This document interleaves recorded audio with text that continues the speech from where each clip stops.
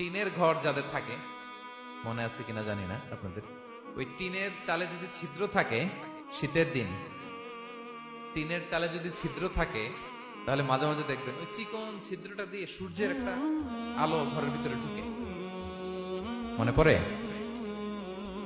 টিনের চালের ছিদ্র, চিকন এই ছিদ্রটা দিয়ে সূর্যের একটা চিকন রশ্মি নিচে পড়ে।